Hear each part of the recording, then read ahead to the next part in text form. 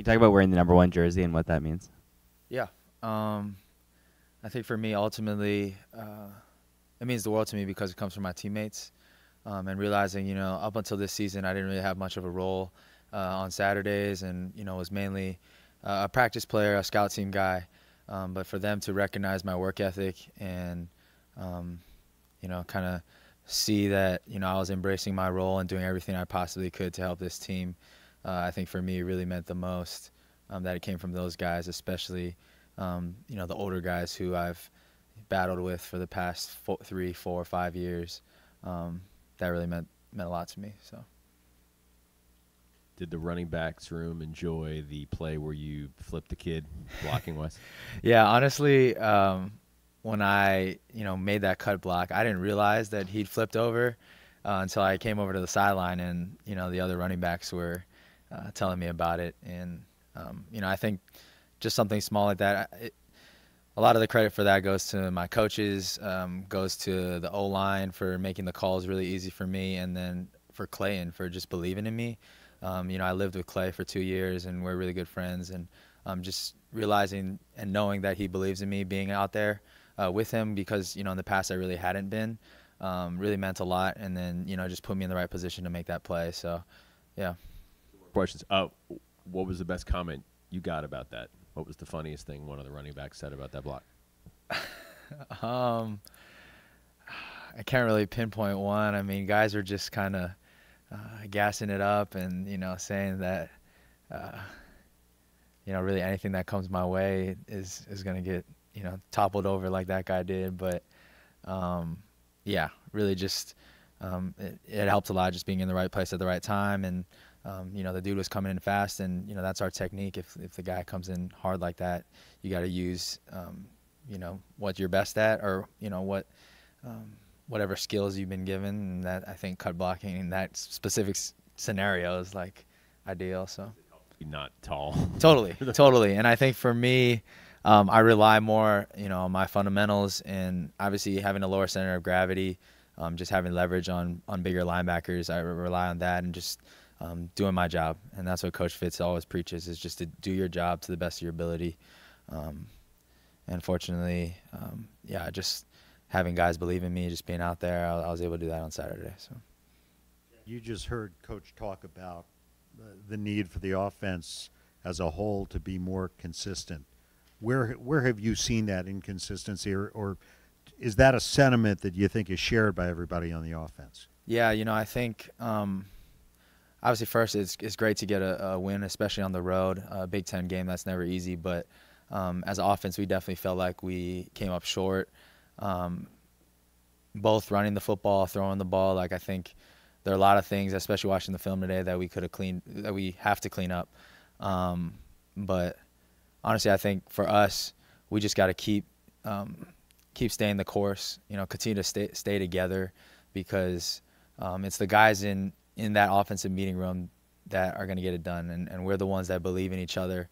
And we've done that all season through highs and through lows, and we're just going to keep working, keep grinding it out, and find a way to go 1-0 this week. So.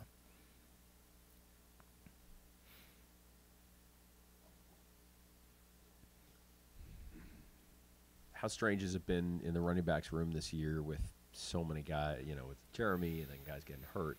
And also, if you could talk about the 2 freshmen and what they bring. Yeah. It's definitely been difficult seeing so many guys go down and some other guys, going through injuries and trying to work their way back this year. But I think that even with those guys being removed from the game, they've been incredible mentors for me, especially for our 2 young running backs, and just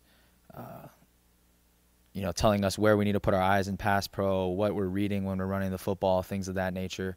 And I think in regards to Isaiah and Drake, I think they're both incredible players with incredible ability, and I felt like I really got to see them grow up this past Saturday, and especially get their feet wet out there on the field. And so now just moving forward, I think they have some confidence, and they have all, we in the running back room have all the confidence in the world in those 2 guys. And so, yeah, I'm just excited to see where they take it next. But I think a big portion of kind of their growth has been just the older guys pouring into them. And even for me, like personally, guys like Justin, guys like Jeremy, who, I've watched from the side and watched in the meeting rooms and have taught me how to prepare and to be ready for my moment. I think that has kind of matriculated down from me, from Solomon, from John, down to the younger running backs. So. Hey, Chad, Fitz talked about you in the video room, right? You're the video guy. What made you want to go out for football? Yeah. What spurred that decision? And did you ever think you'd be in this place? You have some carries and catches the last couple of weeks, and for here sure. you are talking to the media. Did you ever think this we'd is get kind of here? crazy. So for me, it started in high school. Obviously I was always undersized and outmatched, I guess, physically by other guys. But my junior year of high school was when I reached out to Northwestern, and they got back to me about potentially being a walk-on, but I ended up getting waitlisted to come here, and so they couldn't hold a roster spot for me at the time. And so, but they did say I could become a part of the staff and get to know some of the coaches, get to be around the guys. And so that's the reason why when I came here, got in off the wait list, I joined the video staff for that first season, and really got to see kind of the production behind the scenes and all that went into it. And the strength coaches, who I now know very, very, very well, kind of brought me in and had me doing a program on my own just to prepare for my opportunity. And then, that came in January of 2015. And, I can't say I would have expected all of this where I am today, but just grateful that, the coaches gave me an opportunity. And again, I think it just to reiterate, like, my teammates believing in me, for me really means so much when I go out there, because I can go out there and play confidently and just do my job. Yeah. Chad, going back to your junior year in high school again, if I could just do a follow-up with you. Yeah. It's not like you're 4.5-hour drive from downstate Illinois up here. You're a 9.5-hour flight. Yeah. Was there any other schools that you also tried to reach out to? For sure. Or was this the place that you wanted to come to, and why? So I sent a mass email out. It was basically a template with my grades, a link to my highlight film, and I just substitute the school and the name of the coach every time I sent it out. So, sent it from anywhere from, I don't know, Texas, UT to USC to Harvard and Yale and all these schools. But schools that I was looking at were Harvard, Princeton, WashU and St. Louis, and here basically. So, and they're all walk-on spots. Obviously, Harvard and Princeton are Ivy League, and then I'd already had a deposit down at the time to go to WashU and St. Louis, which is Division III, and I was going to play there. But fortunately, here is kind of where I always had my eyes set. I watched a lot of what used to be called The Hunt.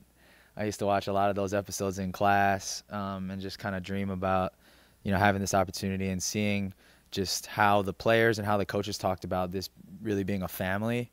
I felt like that was something I really needed, being so far from home, just a place where, I could have an opportunity to play major Division I football, get a great education, but also be a place where, especially as a walk-on, just to be treated, just like all the other guys. That was really important to me. And when I came on my visit spring of my senior year of high school, I really felt that, even though I was not a top priority recruit or a top priority walk-on at the time, like, the recruiting staff really, knew who I was. They cared about me. They showed me around, and I really knew that this was a special place. And so this was kind of always at the top of the list for me. So, yeah. Yeah, they didn't really get back to me, and I'm glad they didn't. I'm really glad they didn't. So, What is the attraction? for me, and that's a question I get a lot coming from Hawaii. But for me, I really wanted to first get away from home, but secondly, I wanted to go to like a big city, but not be in the heart of the city, and also to experience kind of big time athletics, big time atmosphere, while also having kind of a small school feel. I didn't want to just be another statistic of the 50,000, 60,000 students at a university. I wanted to be in a place where, you know, I could kind of make my mark, and I felt like Northwestern was the perfect place for that. What's the attraction to the game itself? Oh, to the game, as in like my passion for the game. For me, it started off as something I just grew up around. My parents, well, my parents didn't play. My dad's 5'4", my mom's all of 5 foot tall. But they met at the University of Hawaii, started going to University of Hawaii football games starting in '87. They've had season tickets ever since. And so I grew up going to games, and it all started, honestly, for me on the recess field. You know, it was me and 3 of my buddies, and we'd play against 20 other dudes and just dominate every recess. And finally, my mom let me play in 6th grade. She let me play tackle football. I ended up having an injury that year, so it wasn't a great start to my career. But ever since then, I think, yeah, just the love for football started at an early age. And fortunately, my mom was cool about letting me go out there and play. And even coming here, like, they're a bit worried about, especially about, you know, with concussions being so prevalent nowadays, they're a bit concerned. But obviously, we have a great medical staff here, and fortunately, things have been smooth thus far. So, knock on wood. Injury in the 6th grade. Fractured my wrist. I was a scout team running back, and none of our O-linemen blocked anybody. So all 4 D linemen came converging on me. At the time, I was 4'9", 90 pounds, 4'9", 90 pounds. Sorry. So I grew a considerable amount since then. Not as much as I'd hoped, but yeah, that was a fun time though. We went, I think, 2-11 that season, but it was good. What is your height and weight now? I'm 5'6", 180. Just as listed. Okay. Yeah. A couple other questions. Fitz said he wants you to be his doctor. What kind of doctor are you going to be? That I'm uncertain of. I've kind of shifted in my time here. I don't know if I would be Fitz's doctor, although I have considered geriatrics, but don't tell him I said that. That'll be in like 15, 20 years, so, you know, he'll be coming up soon, but I've considered that. I've also considered kind of pediatrics, but I've kind of shifted and pivoted a lot and met a lot of doctors in my time here, and they've just encouraged me to have an open mind going into med school, because you really don't know what you want to go into until you're actually engaging with the literature and gaining those hands-on experiences. So, yeah, I'm kind of open-minded right now. You're going to break the internet with that quote, that geriatrics. Oh, quote. gosh. It's going to be big. How much of a deposit did you put down at Wash U? That's a good question. I want to say 5,000, maybe something along those lines. But yeah, it was a tough decision. You know, I was going back and forth about it with my parents, because, you know, realizing that, you know, I'd have 2 different experiences, going to a D3 school and playing, and then walking on here, especially with no guarantee that I'd have a roster spot available for me. But I felt like this is where I wanted to be, and just grateful that, you know, everybody's been so welcoming.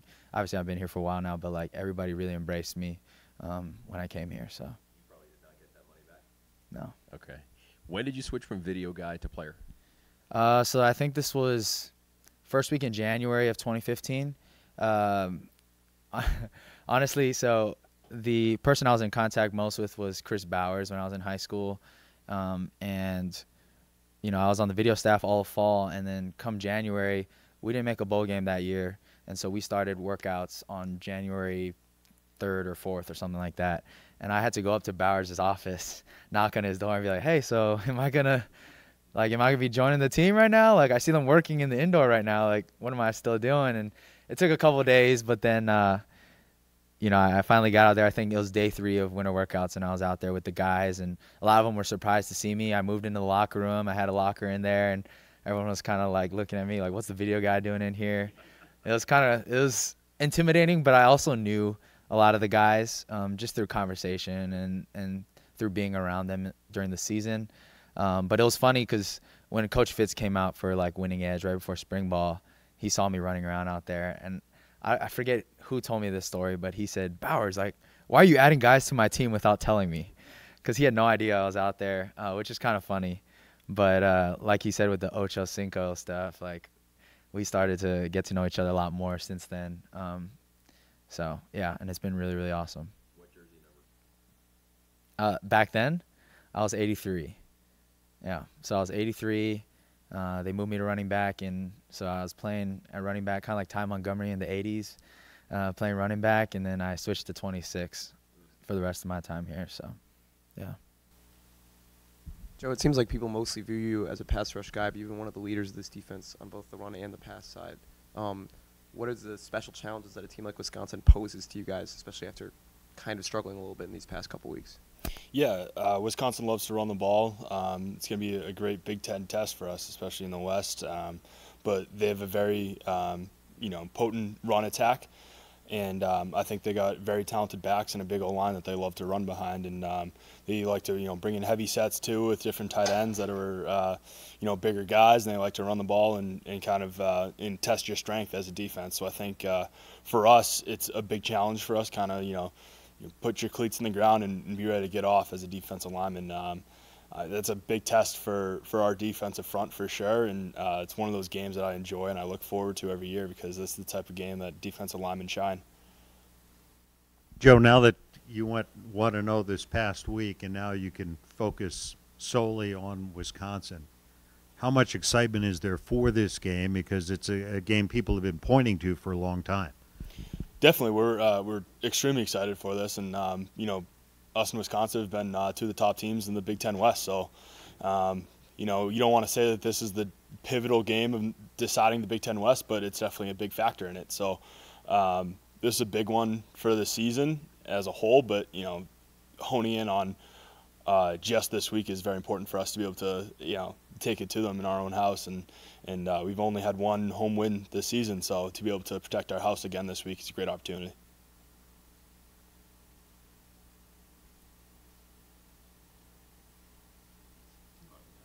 Cool. What has Chris Bergen meant to the defense? His emergence and his replacing Nate Hall. What's he done for the defense? Yeah, I think he's stepped up wildly successfully. Coach Fitz always talks about next man up, and he's embodied that. I think that he's one of those players that, had he not stepped up, we'd have a glaring hole in our defense. And he's played really well, played really aggressive, which I think as a young guy, that's one thing that people tend to do is they play passively, especially the first time out there. First start, they get anxious, get a little overwhelmed, but he's attacked everything that has been put on his plate. And, I applaud him for being aggressive in his play and not slowing down for anybody. He plays at, 100 miles an hour every single play. Joe, Chad was just up here, so different side of the ball, different size as you. What do you remember? He said when he first got a locker that people were like, what's the video guy doing in here? And how about his emergence this season? Yeah, for sure. I'm really happy to see him, get some playing time, get some meaningful playing time, and play well. Not only just get on the field, but to do well in his role. Another guy who's embraced his role. And, a special place in my heart for Chad because he has he started Wishmakers on Campus, which is a group that I'm a part of. I'm on the executive board, so he was the president last year. And what we did is we acted on campus as liaisons for, not only the athletic community, but, the student body to be able to – we had a show every spring showcasing the talent on campus of different groups. And all of the proceeds went to the Make-A-Wish Foundation in Illinois. So Chad was the one who started that. He approached me to be a part of it, and I was very happy. So, we've had a special bond over that and the, kind of impact that we've had on these little children's lives who have, been dealt some bad cards. And I think, it's just a testament to Chad's character, too, off the field, how great of a person he is, not only, his character on the field, but off the field as well. Just following up, did you know his video background? Yeah, a little bit. I was a freshman when he made that transition, so I never knew him as the video guy. But I knew he, was a young kid from Hawaii that walk-on kid and had to earn his job, and to see how hard he worked is definitely something that I looked up to as a freshman coming in.